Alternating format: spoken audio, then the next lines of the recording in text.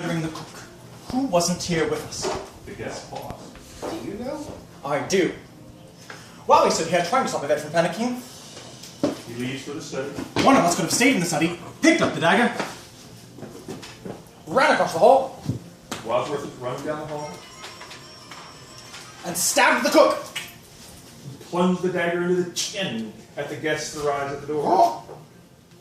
Well, how could he risk it? We might have seen him running back. Wadsworth goes over to the freezer and pushes open the back of the freezer, exposing the kitchen study secret passage. Not if they used this secret passage. Peacock gasps. And the murderer ran back down the secret passage to the study. Wadsworth leaves the kitchen for home. The butler is going for the study. Is this where it comes out? Yes, look! Wadsworth pushes open the picture. What? How did you know? This house belongs to a friend of mine I've known all along. So you could be the murderer. Don't be ridiculous. If I was the murderer, why would I tell you how I did it? Yes, nod. Well, who else knew about the secret passage? We found it, Colonel Mustard and me. You found it. You could have known about it all the time. But I didn't. Well, why should we believe you? Because she was with us all in the billiard room doorway while Yvette was screaming. Don't you remember? What I don't understand is, why was the cook murdered? She had nothing to do with Mr. Body. Of course she did. I gathered you all here together because you were all implicated in Mr. Body's dastardly blackmail. Did none of you deduce that the others were involved too? Evidently no. I did. I just didn't want to say anything. What others? The cook and Yvette. No! That's how he got all his information. Before he could blackmail anyone, Mr. Body had to discover their guilty secret. The cook and Yvette were his accomplices. I see. So, whoever knew that the cook was involved killed her? Yes. Colonel Mustard looked very happy. I know, because I was Mr. Body's butler. The cook had worked for one of you. The guests asked who it was. You recognized Yvette, didn't you? Don't deny it. What do you mean, don't deny it? I'm not denying anything. Another denial.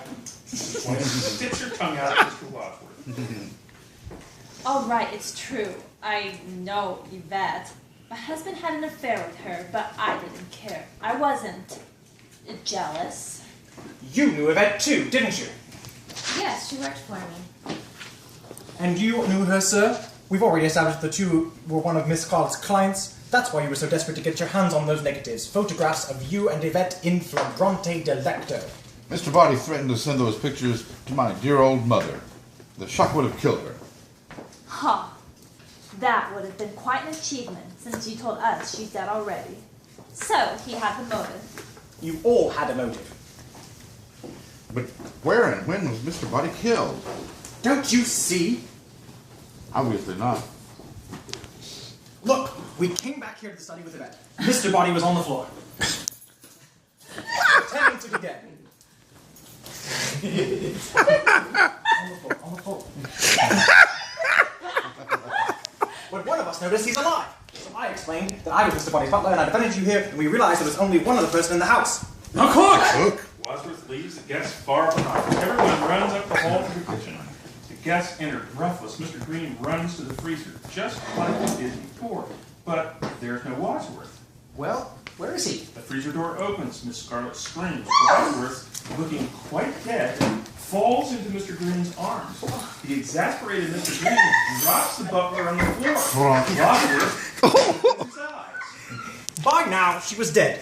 We laid her down with our backs to the freezer. One of us slipped through the same secret passage. Again? Of course!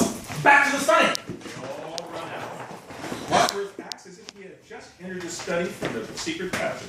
The murderer was in the secret passage. Meanwhile, Mr. Body had been on the floor. He jumped up.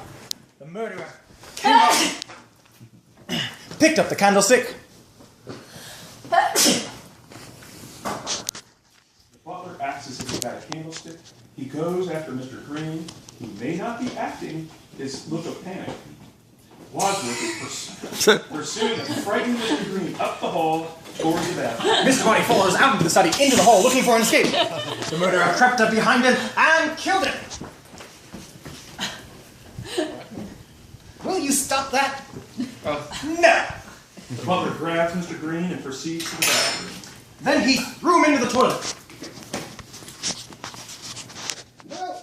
Wadsworth leans against the bathroom door frame, pretending to check a watch. And nonchalantly rejoined us beside the cook's body in the kitchen. It took less than half a minute.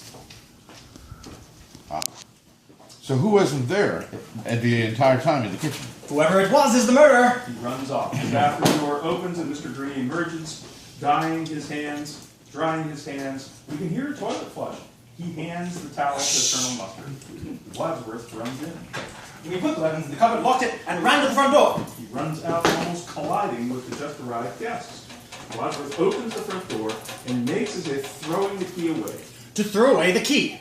The motorist. I didn't throw the key away. I put it in my pocket, and someone could have taken it out of my pocket and substituted another. We were all in a huddle. Any of us could have done that. Precisely. He slams the front door. Wait a minute. Colonel Mustard has a top secret Pentagon job. Mrs. White's husband is a nuclear physicist, and Yvette is a link between them. What is your top secret job, Colonel? I can tell you. He's working on the secret of the next fusion bomb. How did you know that? Can you keep a secret? Yes? So can I.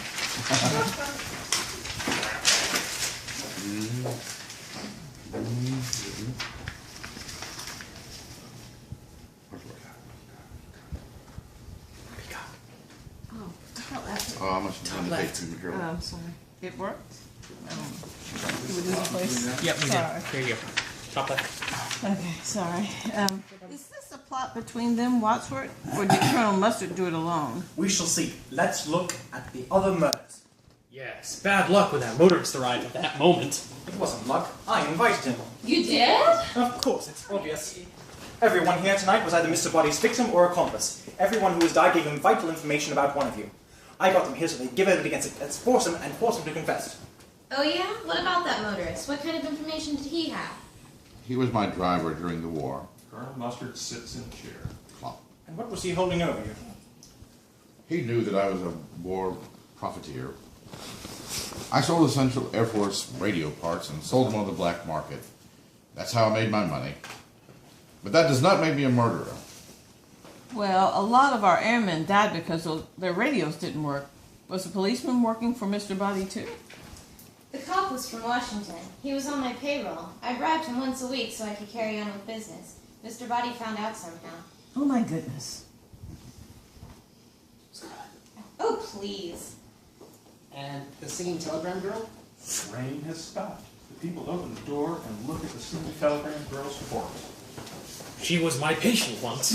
I had an affair with her. That's how I lost my license. Mr. Body found that out too. Well, let's put her in the study with the others. The men drop the singing telegram girl's body on the floor. So, now you all know why they died. Whoever killed Mr. Body also wanted his accomplices dead. Well, how did he know the murder? How did the murderer know about them all? I mean, I admit that I had guessed that this young singer informed on me to Mr. Body, but I don't know anything about any of you until this evening. First, the murderer needed to get the weapons. He stole the key from my pocket.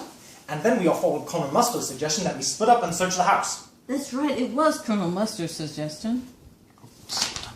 Colonel Mustard And one of us got away from his or her partner and hurried to the study. On the desk was an envelope from Mr. Body. It contained photographs and letters, the evidence of Mr. Body's network of informants. Where is the envelope now? Gone. Destroyed. Perhaps in the fire. Aha! Then, having found out the whole story, the murderer went to the cupboard, unlocked it with the key, took out the wrench. Then we found the secret passage from the conservatory to the lounge, where we found the motorist dead. Wadsworth frantically acts out the next scene. That's right, and we couldn't get in, so Yvette ran to the open cupboard and shut the door. Bang! And then the doorbell rang. Ding dong! Everyone freezes in terror. Oh, whoever it is, they gotta go away or they'll be killed. Oh! Mrs. Peacock opens the front door. A rather elderly evangelist stands outside, pamphlets in hand. Good evening. Have you ever given any thought to the kingdom of heaven? What? Repeat. The kingdom of heaven is at hand.